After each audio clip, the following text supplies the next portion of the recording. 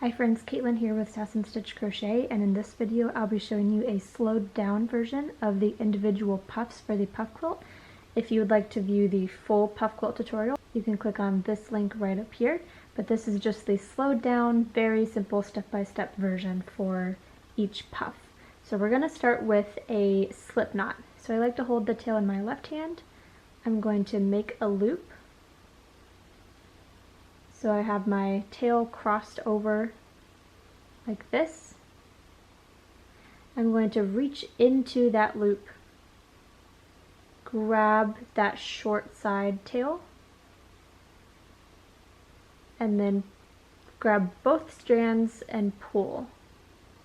You don't want to pull this tail all the way through the loop, you just want to pull up a loop through the previous loop. So I'll show you one more time. Have the tail, cross it over, reach your fingers in, grab a piece of that short tail, and then pull both strands to create this loop. And then you can pull the tail to adjust the size of your loop. So we're going to start by chaining 11. So go ahead and insert your hook,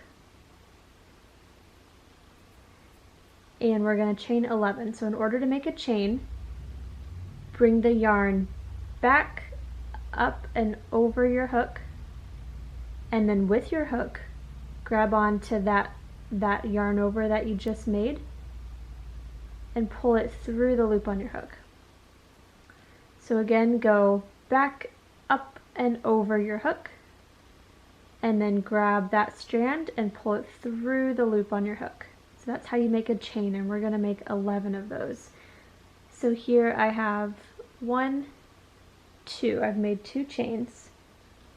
So here's number 3, 4, 5, 6, 7, 8, 9, 10, 11. Okay, so now we're going to place 10 half double crochets along this strip.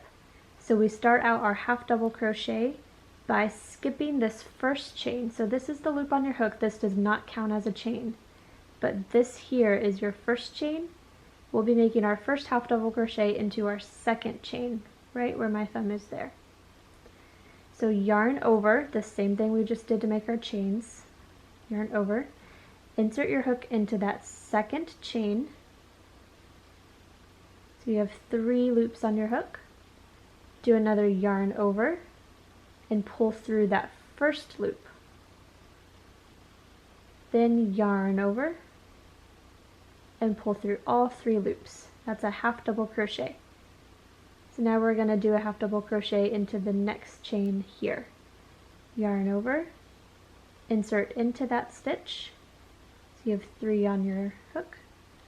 Yarn over and pull through that first loop. So you still have 3 on your hook. And then yarn over and pull through all 3 loops on your hook. That's a half double crochet. And we're going to place 1 in each chain to the end, so you'll have a total of 10 half double crochet.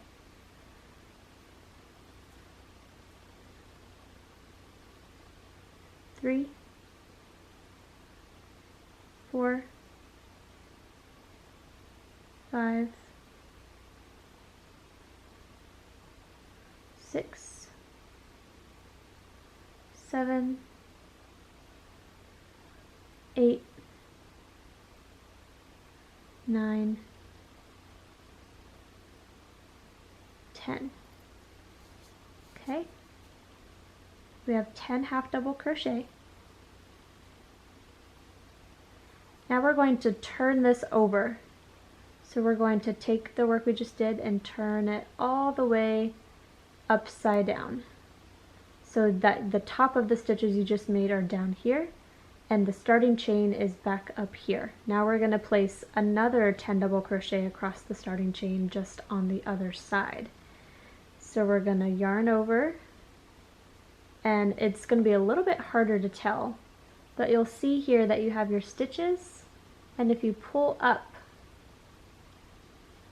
you can see the starting chains that you went into before. So we're going to yarn over, insert our hook into that first chain. So this is our first stitch. So we're going to insert our hook just into the bottom of this stitch, which is the other side of the starting chain. Create a half double crochet and do a half double crochet into each starting chain across, which is also just insert your hook into the bottom of each of the stitches you made before this. You should be making another 10 total half double crochet.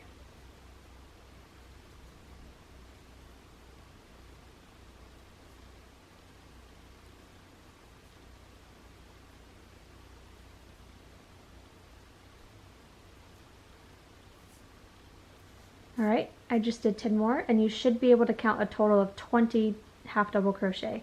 10 on this side and 10 along this side. So now we're going to slip stitch to close off this round. So we're going to find our first half double crochet that we made. This is our last one. This is our first one here. So we're going to slip stitch to that one. So insert your hook into that stitch.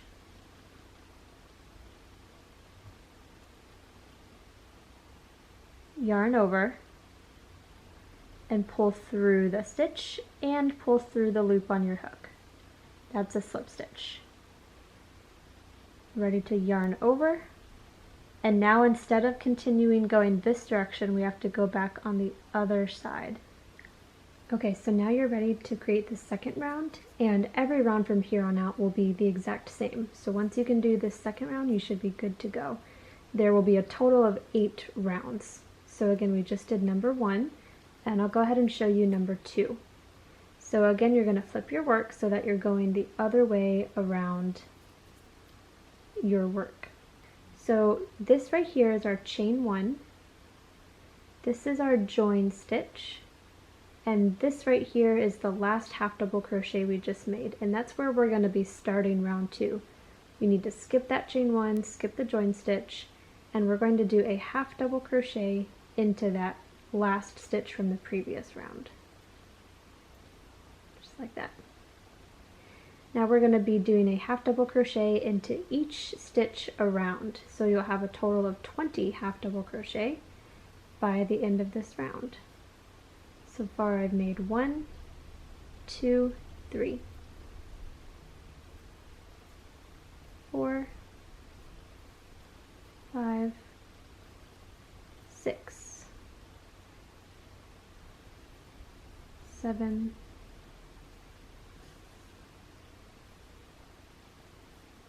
8, 9.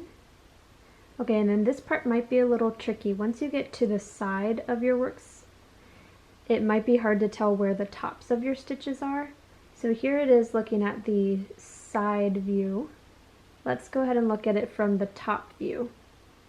You should be able to see 2 loops on the top of your stitch, like this here. That's where you're going to insert your hook. So insert into the tops. And we have one more kind of end stitch right here. And we can keep on going. So I believe that's 11 half double crochet, 12, 13, 14, 15, 16, 17, 18, 19, and then number 20, so I'm at the end here, number 20 is going to go into this space here. So it's a little hard to tell, but this right here is your chain 1 from the beginning of this round. This is the number 19 half double crochet. Number 20 is going to go in this last space right here. Okay, and then again we need to slip stitch to the first stitch from this round. So if we look back on the other side, this is our first stitch here. So we need to slip stitch into the top of that.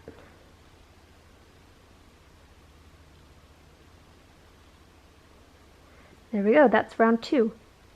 And then I mentioned in the other video, it doesn't really matter how your work is oriented, like mine was naturally flipping this way, but what I like to do is I actually like to flip my square so that my tail will lay nicely on the inside of my work. That way when I keep crocheting up and then I stuff it, this tail will just be nice and lost inside of the puff and I don't have to worry about that tail. But again, it doesn't really matter. As you can see here, you can kind of flip your puff to be facing either way. Okay, I'll show you how to start the next round one more time. So you'll chain 1 and you'll turn your work. This is your chain 1, this is your join space that you have to skip, and this is the first spot that we'll be working into. Half double crochet into that stitch. And you keep on half double crocheting down the row. Okay, so you're going to continue these instructions for a total of 8 rows. When you're counting your rows, you want to flip to the bottom of your work, and you should see that you have stitches oriented in different directions. This is the very bottom of your work. This is where your starting chain is. So when you're looking at it from the side, this will be row 1, this will be row 2, and that's the start of row 3. 1, 2, 3. And you'll do this for a total of 8 rows. When you're done with those 8 rows, you can go back to the original puff quilt video and continue on to make your full puff quilt. I hope this was helpful. I do apologize that my hands were very quick in the original video. I hope this will be helpful to the absolute beginners.